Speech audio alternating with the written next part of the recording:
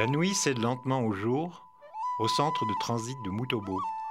Le centre, situé dans le district de Musanze, dans la province du nord du Rwanda, accueille des anciens combattants des FDLR, Forces démocratiques de libération du Rwanda, qui rentrent des forêts de la République démocratique du Congo. Ils sont des centaines à être rentrés ces derniers jours, avec leurs femmes et enfants. Nous entendions souvent à la radio que la sécurité règne dans le pays, alors nous avons décidé de rentrer. Les hommes resteront dans le centre durant 2 à 3 mois pour suivre des formations diverses. Ils pourront alors se choisir une orientation, un métier ou continuer la formation à l'école. Au centre de Mutobo, ils suivent des cours d'orientation générale, dont le civisme. Il y a peut-être parmi vous ceux qui se disent qu'ils sont venus préparer le chemin des autres combattants qui sont restés dans les maquis pour qu'ils viennent déstabiliser le pays. Je ne peux pas le dire avec certitude, mais personne ne pourrait sonder les intentions de chacun d'entre vous. S'il y en aurait simplement une seule dans la salle qui a de pareilles idées, ce serait déjà trop.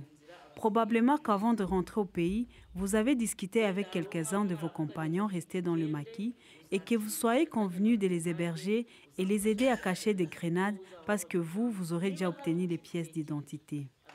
Vous ne devrez pas avoir de telles idées. Si par hasard vous en avez, sachez que ce n'est pas bien. Celui qui sera attrapé sera puni de manière exemplaire. Vous devez travailler avec assiduité pour rattraper les temps que vous avez perdus. Je ne vais pas m'éterniser.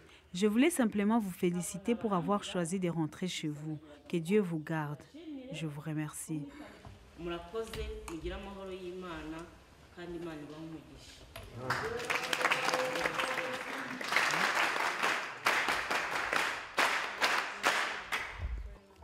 Les femmes, elles, rentreront dans les familles de leurs maris, avec les enfants, après quelques jours passés dans le centre.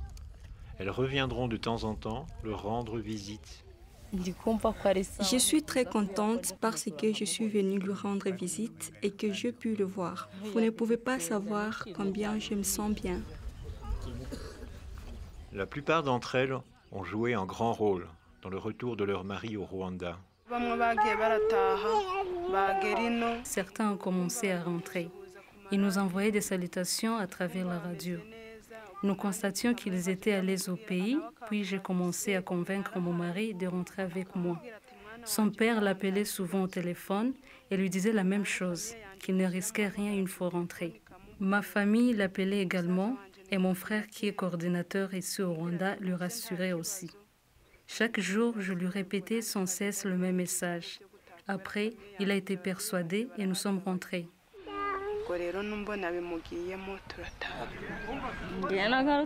Mon mari me disait que sa famille est restée dans le pays. J'insistais pour que nous rentrions afin que je puisse essayer de retrouver ma propre famille. D'autres femmes ont réussi à convaincre leurs époux, pourtant grands décideurs dans la rébellion des FDLR, à rentrer au Rwanda. C'est le cas d'Anne-Marie Moussa Biemungu, députée au Parlement du Rwanda.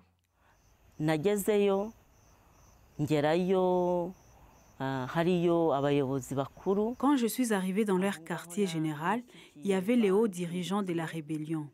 Ils m'ont demandé de rester là. Ils m'ont empêché d'aller plus loin. Ils voulaient savoir comment une femme comme moi, qui a probablement une haute fonction au pays, vient jusqu'à leur fief. Mais ils ont envoyé un message à mon mari pour qu'il vienne me voir. Entre-temps, j'ai eu l'occasion de leur parler en détail de la situation du pays. Ils posaient beaucoup de questions auxquelles je répondais. Et c'est grâce à mes explications que certains d'entre eux ont pris la décision de rentrer.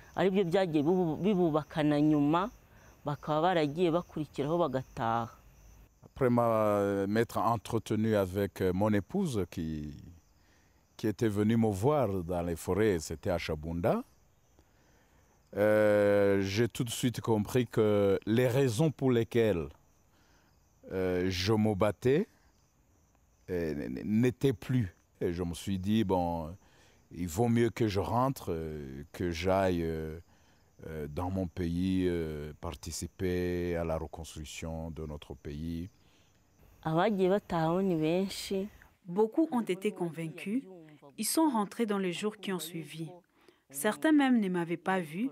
Ils ont entendu parler de mon séjour là-bas, du retour du général-major Laurent Kabije et de mon mari qui était colonel, et ils ont pris la décision de quitter la forêt. Nous recevions des informations selon lesquelles certaines personnes venaient en République démocratique du Congo où nous étions. La députée Moussa Biemungu était de celle-là. Les femmes présentaient clairement la situation du Rwanda. Et puis, nous nous disions, si une telle personne prend la décision de rendre visite à son mari pour le convaincre de rentrer, ce n'est pas pour le trahir, n'est-ce pas? Elle ne pouvait le trahir, et donc, elle ne pouvait pas nous trahir non plus.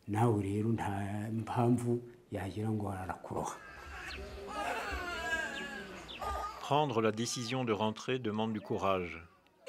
La tâche des femmes est rendue plus compliquée par des messages empêchant les combattants de retourner dans leur pays.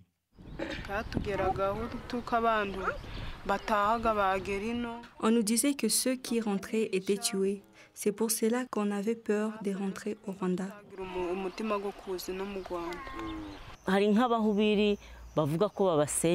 Il y a de prédicateurs charlatans qui prétendent prier pour eux et leur prédisent au nom de Dieu leur victoire, mais en réalité, ils leur disent ce qu'ils veulent entendre.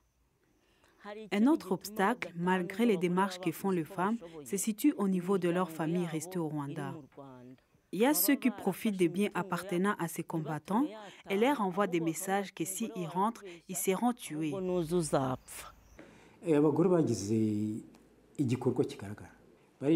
Les femmes ont joué un rôle important. Ces femmes qui étaient dans la forêt semblaient avoir décidé d'ignorer la résistance de leur mari. De temps en temps, elles revenaient ici au Rwanda pour se rendre compte de la situation. Ensuite, elles retournaient là-bas pour ramener leur famille, en commençant par les enfants. Les maris rentraient plus tard. Oui, ma femme m'a dit, viens, quitte la forêt et rentre chez toi. Qu'est-ce qui t'empêche de rentrer? Elle m'a dit au téléphone, notre enfant est en train de passer l'examen d'État pour entrer à l'université. Tu vois, il y a la guerre de l'autre côté. Pour qui nos frères rwandais versent-ils leur sang? Ce pays appartient aux Congolais. Les Rwandais ne gagnent rien. Il faut qu'ils rentrent chez eux.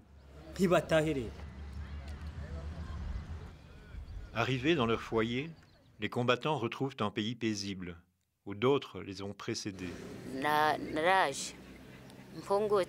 Je suis rentrée et j'ai constaté qu'il n'y a aucun problème au pays. J'ai ensuite fait venir mon mari. J'ai fait Mutobo avant lui. Je demande à ceux qui sont encore au Congo de rentrer. Ils n'ont pas à se faire des soucis. Nous les accueillerons à bras ouverts comme d'autres l'ont fait pour nous.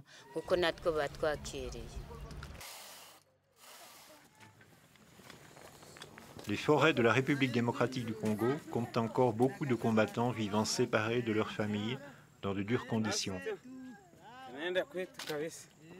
Ces femmes, même si leurs maris sont rentrés, elles ne baissent pas les bras. Je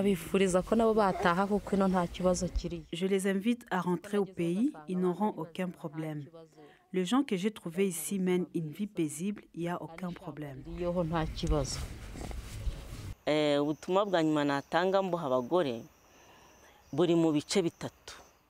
Le message que je vais adresser aux femmes est divisé en 3 catégories. La première concerne toutes les femmes rwandaises vivant au pays, dont leurs maris sont dans le maquis ou non. Elles doivent toutes s'unir ensemble face à ces problèmes.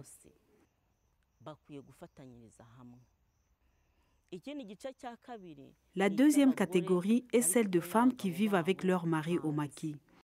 Il faut qu'elles fassent un effort et pensent à leur vie et celle de leurs enfants. La troisième catégorie s'adresse aux femmes congolaises qui offrent en mariage leurs filles à ces combattants. Cela fait croire à ces combattants que les Congolais les soutiennent.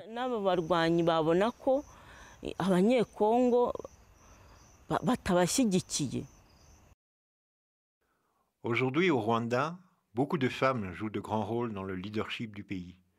Mais un long chemin reste encore à parcourir pour que la femme soit un vrai pilier de la paix dans la région des Grands Lacs. Mais le rêve deviendra-t-il réalité? Isila tukumase bandeko, te tupoyana.